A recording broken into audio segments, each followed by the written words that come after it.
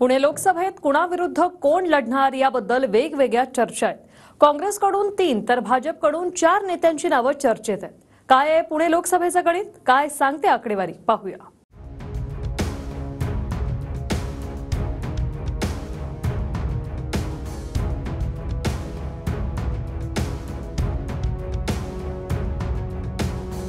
राज्यातल्या सर्वाधिक मतदारांचा जिल्हा म्हणून ओळख असलेल्या पुण्यात यंदा लोकसभेला कोण उमेदवार असणार याच्या चर्चा रंगतायत।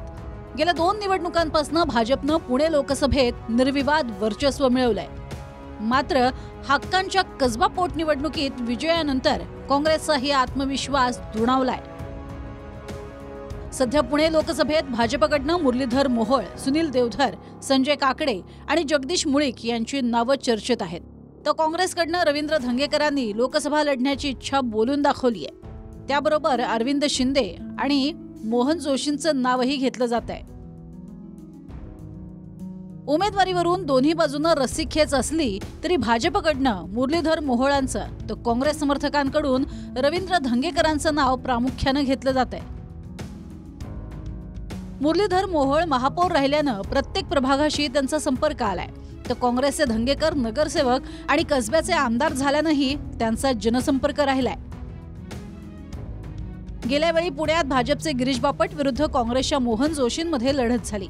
बापटांना 6,32,835 तर मोहन जोशींना 3,08,207 मतं पडली। बापट 3,24,000हून अधिक मतांनी जोशींना पराभूत करून विजयी झाले।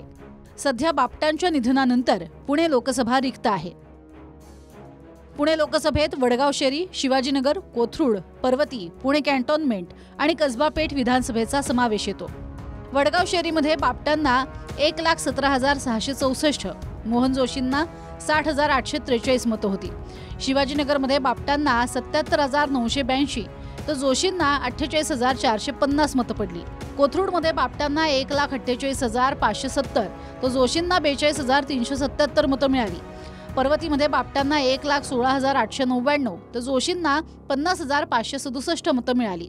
पुणे कॅन्टोन्मेंटमध्ये बापटांना 67,177 तर जोशींना 54,444 मतं मिळाली आणि कसबा पेठेत बापटांना 1,03,583 तर जोशींना 51,192 मतं पडली।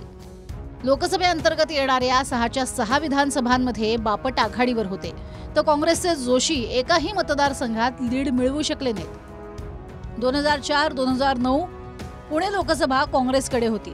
नंतर 2014 ते 2019ला मोठ्या मताधिक्यानं भाजपचे खासदार जिंकले। पुणे लोकसभेत अंतर्गत सद्यस्थितीला विधानसभा आमदारांचं बलाबल काय आहे ते पाहूयात।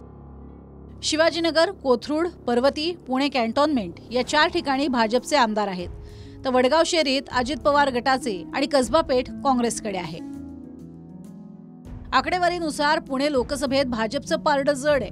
मात्र जर काँग्रेसनं रवींद्र धंगेकरांना लोकसभेत तिकीट दिलं तर भाजपसाठी आव्हानात्मक लढत होण्याची शक्यता वर्तवली जाते। कारण धंगेकरांच्या जनसंपर्कानं गेल्या कसबा विधानसभा पोटनिवडणुकीत भाजपचा बुरुज ढासळला। गेली 30 वर्षांमध्ये मी सर्वसमावेशक राजकारण केलं। राजकारण करत असताना सर्वसामान्य माणूस हाच माझा जवळचा वाटला आणि त्याच्यासाठी काम केलं। त्यामुळे सातत्यानं मला पुणेकरांनी मला उच्च पदावर नेण्याचं काम केलं।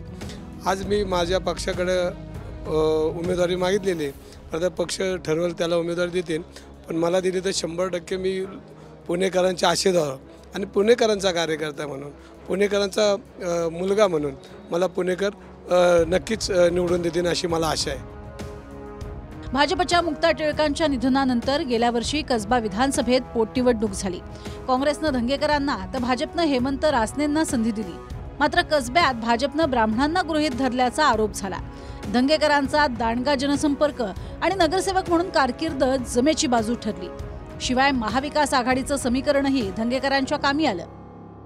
त्याचाच फटका म्हणून पोटनिवडणुकीत सदाशिव पेठ, शनिवार पेठ, नारायण पेठ आणि शुक्रवार पेठ इथला परंपरागत मतदार भाजपपासून दूर गेला। 2019च्या विधानसभेमध्ये जेव्हा भाजपकडनं मुक्ता टिळक लढल्या तेव्हा कसब्यातल्या प्रभाग क्रमांक 1 मध्ये त्यांना 21,029 मतांचं लीड होतं।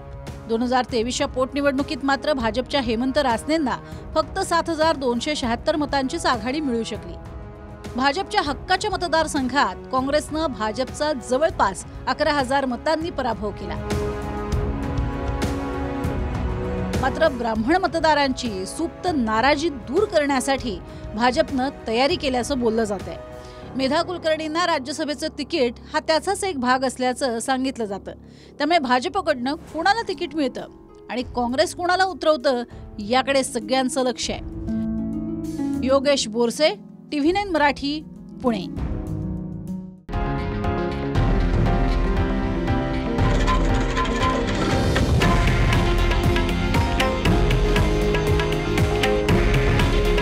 हे आहे देशातील नंबर 1 न्यूज नेटवर्क आणि आपण पाहत आहात TV9 मराठी. काळजी तुमची, हित महाराष्ट्राचं.